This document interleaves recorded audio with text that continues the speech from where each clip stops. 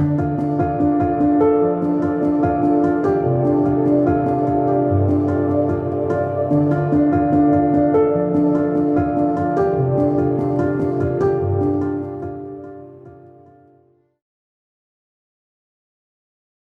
everyone, and welcome back to the George Collection. I'm Rachel Rightside Blonde. Today's episode is going to be very short and sweet, but it's a topic that's really important, and that is readers' feedback.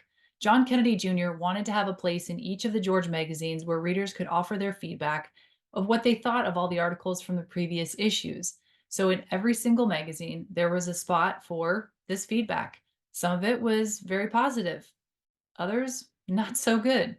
Here are some examples of some of the feedback that JFK Jr.'s George magazine received. Here's the first one. I am a charter subscriber to George. After finishing the April issue, I wanted to tell you that it is your finest effort to date.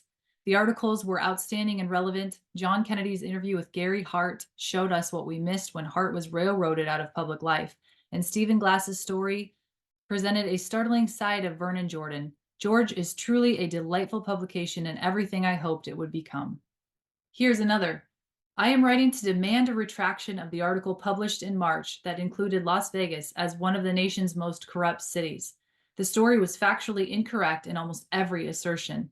The population of the city of Las Vegas is not 258,000, but rather 425,000. Call girls are not listed in the local phone book.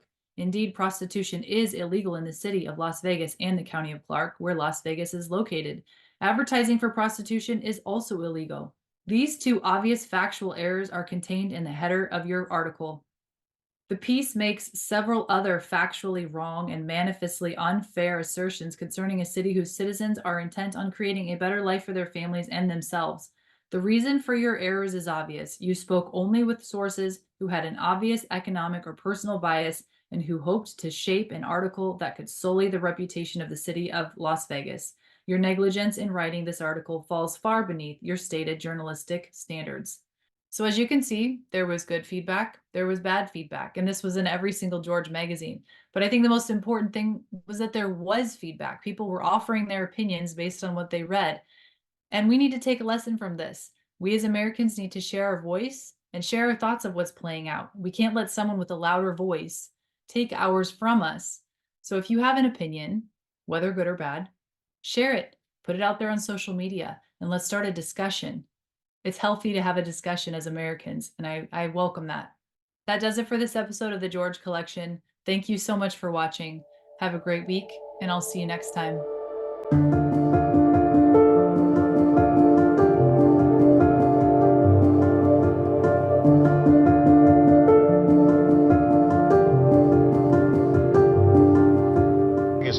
George, which is a hoot of a magazine. I thought you were a lawyer. I was. What happened? Well, we decided, actually taking a cue from folks like yourself and you around the 1992 election, that there was an opportunity here to change the definition of a political magazine. Certainly the way Americans were accessing information about politics and politicians was changing.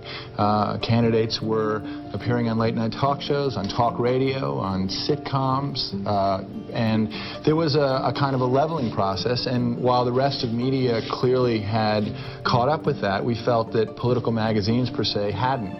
Your mother was a hell of an editor at Doubleday. That's what I hear. Would she have liked George? I think she would have.